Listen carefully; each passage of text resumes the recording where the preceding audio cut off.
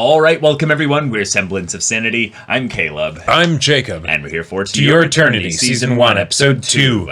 All right, so we have our world.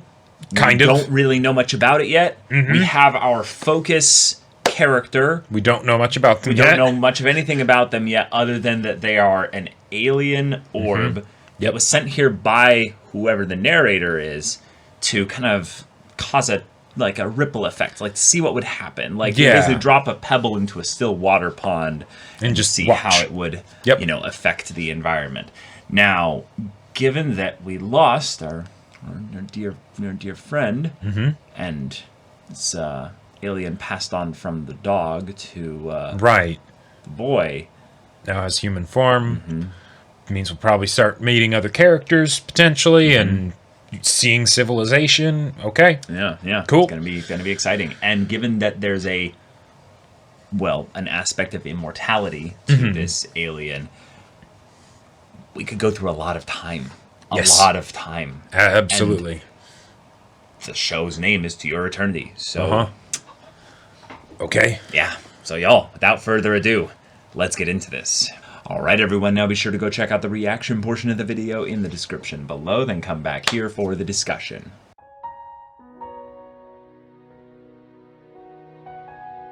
Oh, I really loved this episode. This episode was fantastic. This was wonderful. I loved it.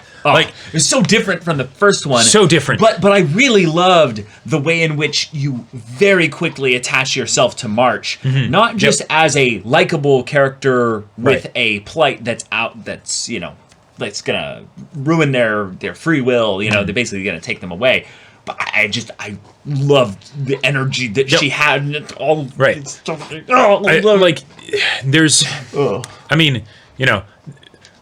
Using adorable little children as a way to basically, get people invested in a story, like emotionally. I feel like that's a great way to do it because everything's simpler, right? It's not as complicated, and the emotion is about as earnest as can be, right? Yeah. But yeah, I feel like March as a character, I have a good grasp of her as an individual. Yeah, right, exactly. Which is it's wonderful. It was very aggressive in the introduction. Right. It was very strong in the way that they introduced her, separate immediately from another character that was introduced with Perona. Yep. Perona, we didn't spend that much time with, but all we can tell is that she very much cares for March in a way that makes her feel calm. There's something about March that gives off this special energy, if you will. And I really liked that that's something that's a little bit of a mystery. We don't know Perona's story, but I get the feeling that there's a possibility that she's lost maybe some younger sisters. Oh, yeah. Or at least one. And seeing March, a young girl, kind of having this thing there, and she calls her sis, even though they're clearly not not actually family. Sisters or family. Yeah. Yep. Yeah. That's cool. That's a setup for the world building of this village in a very subtle way. I like that. And then, of course, the world building being that, probably that bear thing that killed the alien when we were in the beginning of the episode. We're feeding little girls to it. We're feeding, And probably when it was originally the concept of it was brought up, I was like, oh, okay, this is probably something where it's since it's for the region, it's probably something where it's okay, this is your village's turn. We do it this once a year or something like that. And since we're rotating villages, we're not going to have a underpopulation problem because we keep taking one village's, kids. Yeah. But then I was like, wait a minute. It did seem a little bit strange that it's there's only 3 children in this village now. Yeah. Oh, when Perona was learning how to be an archer, all the rest were guys pretty much. Yep. Now that could just be a thing of men do the hunting and all that stuff. Or it could be that most of the girls were fed to the creature before they became... Very few women make it to maturity, basically. Right. Which, at that point, then, there might be a question of the sustainability of the village itself. So, that might not necessarily be what it is. But the marriages of the villages probably do go between villages. Basically, there's probably points where they're okay. And I wouldn't be surprised if there was something where it's by the way, that time is coming up. let's have you undergo the rite of passage into adulthood now. Let's make sure that you get married now. Like something like that, because then it's oh, nope, now you're safe. You're good, right? Yeah. But even babies are not exempt. Shit. I mean, it's not like that makes it any better, really. Like, or worse. It's still child sacrifice. Yeah, and this has been a thing in human history. Oh, totally. Yep.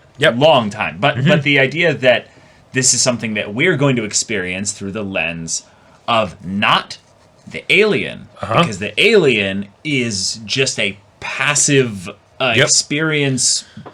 Sponge, right? It doesn't like a main character that isn't the main character, kind of like. Well, yeah, it's something that is reactionary, and that's kind of the thing that's really cool about this is that the story, thus far, is about a reactionary protagonist that is so reactionary that it literally does nothing except in how it reacts to stimuli. Yep, basically feral, or actually. Well, not even feral. Like the idea that feral, there's instincts.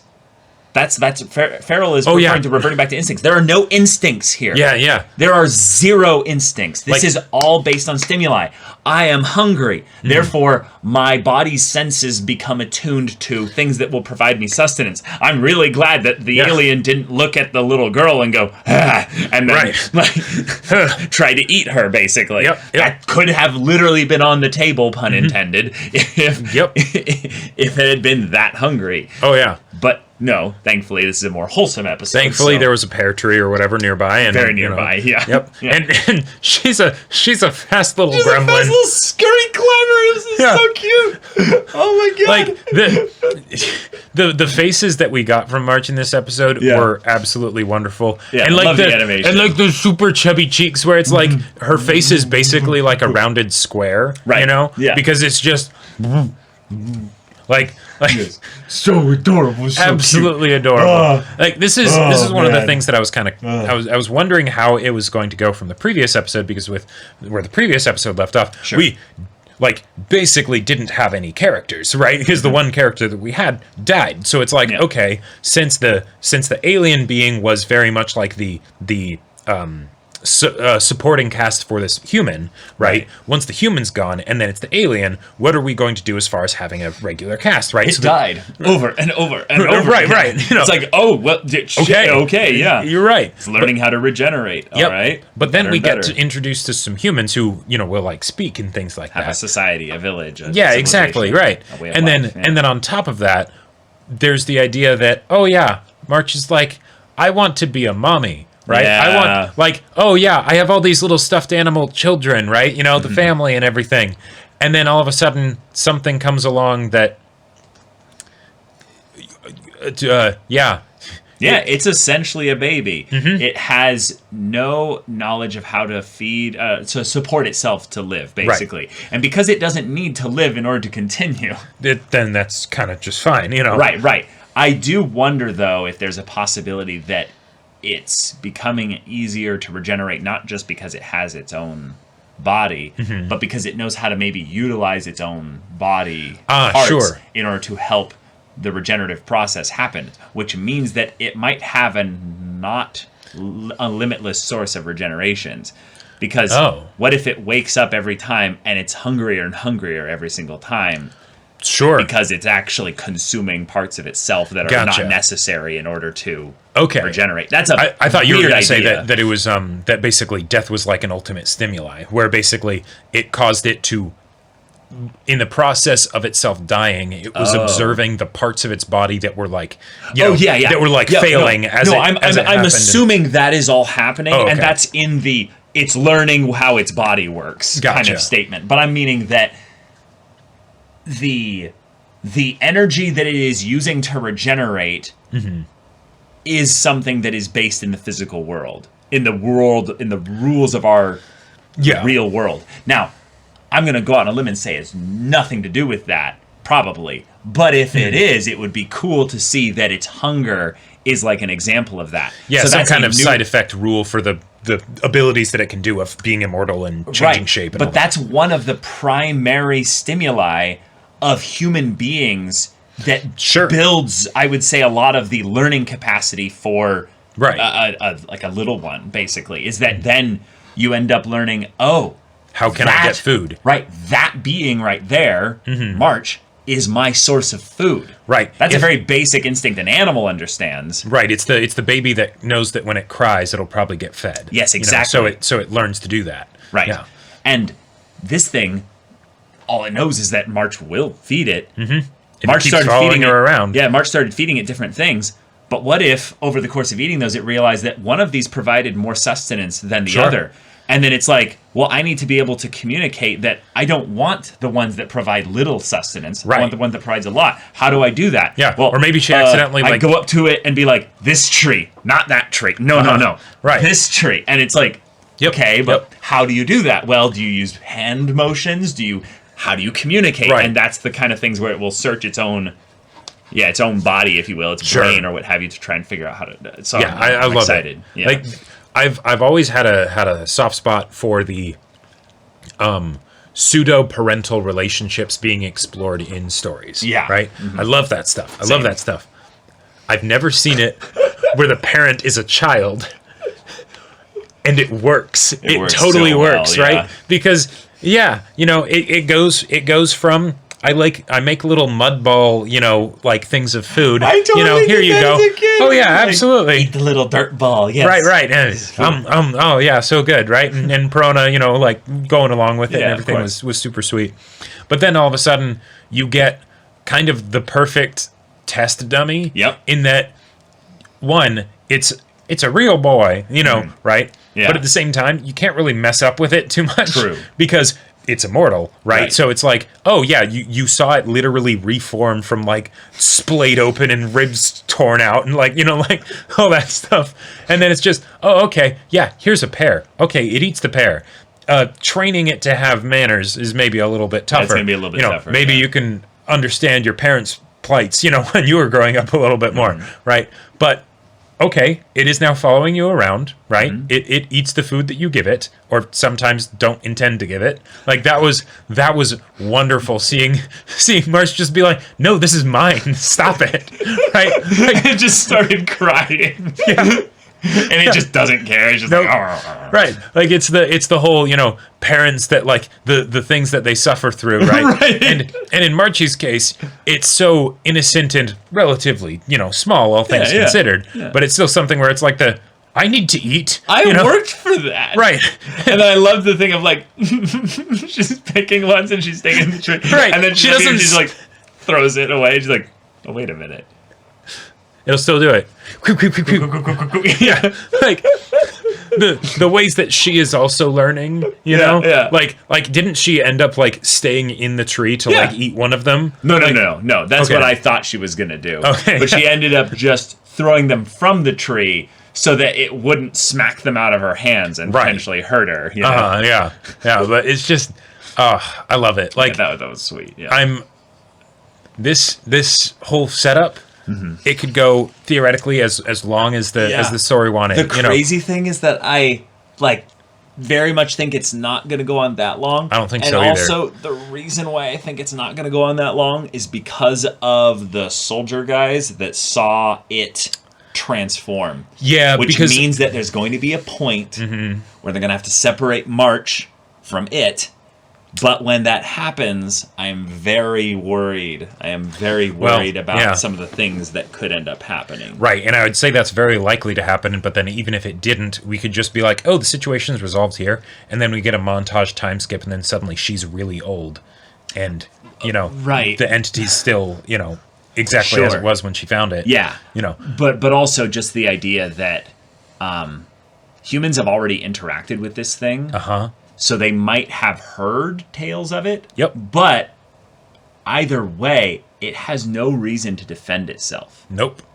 So, therefore, March, as a little girl, could watch this being, essentially, die. Potentially multiple times. Brutally, over and over and over again. The way that the entity was killed... or shown to have been previously killed, the hinting of the rope around the neck, but then also the rope around the hands, that that gave me very particular vibes. Like something where theoretically someone saw this thing die once and then they were like, oh, this is some weird shit, it's some kind of monster. And then they try and set up a more permanent death. And then only because like the ropes broke or something like that over time or something, and then it falls into the water, did it end up actually like regenerating and being alive again. I also like, though, that given that it definitely was killed by humans, it never turned into something else, though. Right. Which is odd. A testament maybe to, its friend that it imitated a long time ago. Sure. Or also it's just not got enough stimuli, basically, from another being entity of some kind in order to warrant a change. Right, because death doesn't mean anything to it, really. Like, I don't know if it even really feels... I mean, it probably does feel pain because it feels the discomfort of being hungry. Yeah, it totally feels physical pain. Yeah, right, but it doesn't seem to respond to it. Like, of course it does. That was it, basically going to the tree and being like, ugh, like, I am hungry. I feel pain.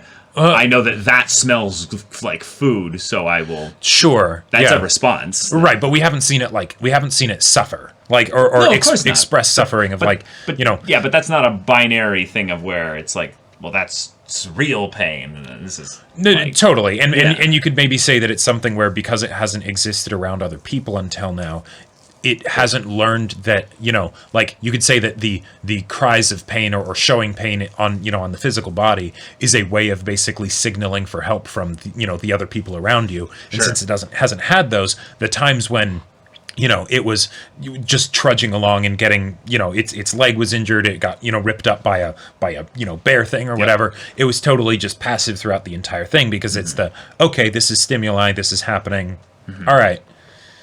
Yeah, I think it's also a possibility that wounds in general are just going to regenerate as well. Oh, totally. Yeah. So it has to be an actual kill, otherwise the pain is so momentary that it's like... Sure. Yeah. It doesn't really matter. Well, and as the fact that when it imitated the boy, when it copied the boy, it copied the wound as well, and the wound is stuck around because that's something that it saw the kid having, right? Yeah, so that was part of point. something that it copied. Sure. So, if it is feeling pain from that wound, which it might not, but if it does, then that's just a passive aspect of existing. Yeah, to be fair though, we don't actually see the wound, we just see a bandage covered in blood. So the wound might not actually be around anymore. Right, because it can also create the clothes. That's the other thing that I got confused a little bit by, and then I was like, wait, no. It copied everything. It doesn't just copy the biological aspects. Yeah. But okay. Dark theory, just wanted to bring this up. Just the idea that March's parents and all that, she was like, oh, we'll be a family of 8. And I was like, oh, that's cute. The little, little stuffed animals and stuff like that. Yeah, nice. But what if those were actual kids, and the reason why that there were that many to begin with, why was there only one at one point? Well, it's because Perona made one at a time, over and over and over again. Sure. Why did she do that necessarily? Unless maybe those represent kids that never got to live beyond a few years. If March had been sacrificed, there's a very good chance that the baby would have no recollection whatsoever of her when it grew up. Of course, yeah. So who's to say that hasn't happened for March as well?